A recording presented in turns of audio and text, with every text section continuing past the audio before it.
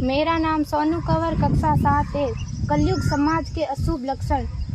कुटुंब कम हुआ, संबंध कम हुआ, प्रेम कम हुआ, मर्यादा कम हुई, लाज लज्जा कम हुई, विनम्रता कम हुई, समर्पण कम हुए, पुस्तक वाचन कम हुआ, खान पान की शुद्धता कम हुई, बाल कम हुए, कपड़े कम हुए, नींद कम हुई, घी मक्खन कम हुआ, पीतल तांबे के बर्तन कम हुए, भाई भाई का प्रेम कम हुआ, सत्य कम हुआ, अतिथि कम हुए, धैर्य कम हुआ, श्रद्धा और विश्वास कम हुआ, बड़ों का सम्मान कम हुआ और भी बहुत कुछ कम हुआ, जिससे जीवन सहज था, सरल था। संतान को दोष न दे। बालक या बालिका को इंग्लिश मीडियम में पढ़ाया, अंग्रेजी बोलना सिखाया, बर्थडे और मैरिज एनिवर्सरी जैसे जीवन के शुभ प्रसंगों को अंग्रेजी कल्चर्स के अनुसार जीना ही श्रेष्ठ माना।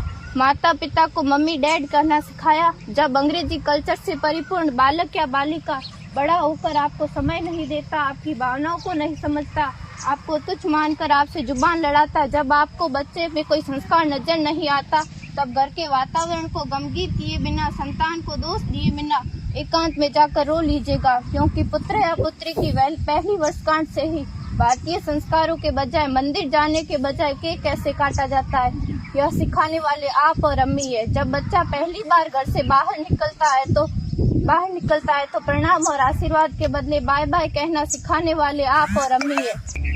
हम परीक्षा देने जाते समय इष्ट देव बड़ों के पैर छूने के बदले बेस्ट ऑफ लक कहकर परीक्षा भवन तक छोड़ने वाले आप और अम्मी है।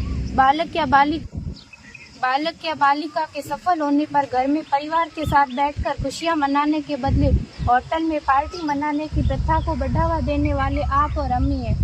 बालक या बालिका के विवाह के पश्चात कुल देवता देव दर्शन भेजने से पहले हनीमून के लिए फॉरेन टूरिस्ट स्पॉट भेजने की तैयारी करने वाले आप और अम्मी है। ऐसी कई ढेर सारी अंग्रेजी कल्चर्स को हमने जाने अनजाने स्वीकार कर दिया है। अब तो बड़े बुजुर्गों के पैर छूने में भी शर्म आती है। गलती किसकी? मात्र आपके माता और पिता की। अंग्रेजी अंतर्राष्ट्रीय भाषा है, से काम का जेतु सीखना है, अच्छी बात है, लेकिन इसकी संस्कृति को अपने जीवन में उतारने की तो कोई बाध्यता नहीं थी। अपनी समृद्ध संस्कृति को त्याग कर नैतिक मूल्यों, मानवीय संवेदनाओं से रहित अन्य सभ्यताओं की जीवन शैली अपनाकर हमने क्या पाया? अवैध संबंध, टूटते रिश्ते, व्यसन युक्त धन, थके हारे मन, छल भरे रिश्ते, अनुशासनहीन संतानें, असुरक्षित समाज। एक बार विचार जरूर कीजिएगा कि संस्कारवान पीढ़ी क्यों आवश्यक है।